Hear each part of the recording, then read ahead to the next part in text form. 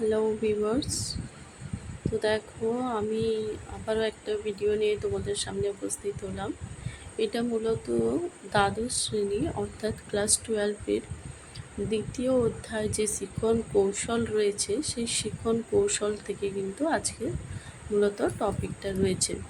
তো এই যে শিখন কৌশল, এই কৌশলগুলো কি কি, অর্থাৎ কোন কোন পদ্ধতিতে মানুষ অথবা মনুষ্যতর প্রাণীর মধ্যে শিখন কৌশল সম্পন্ন হয়ে থাকে, সেটি নিয়েই মূলত আজকের ক্লাস। তো দেখো, শিখন কৌশল মূলত দুটো মাধ্যমে হয়ে থাকে, একটা অনুবর্তন শিখন কৌশল এবং আরেকটি হলো কি সমস্যা সমাধান শিখন কৌশল।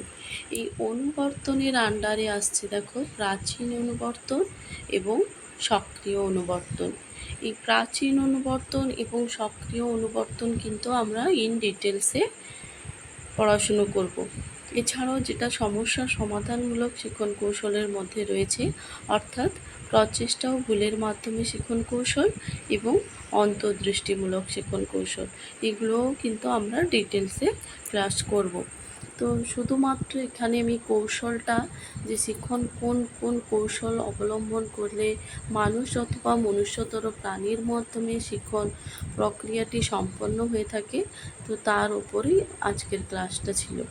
তো অনুবর্তন, এই যে প্রাচীন অনুবর্তন, এটা প্যাভলভের পরীক্ষা রয়েছে, সক্রিয় অনুবর্তন স্কিনারের পরীক্ষা রয়েছে, এছাড়াও প্রচেষ্টা ও ভুলের অনুবর্তন থর্নডাইকের পরীক্ষা রয়েছে, এবং অন্তর্দৃষ্টি অর্থাৎ সমগ্রতাবাদী যে কোহলারের পরীক্ষাটা রয়েছে সেটি।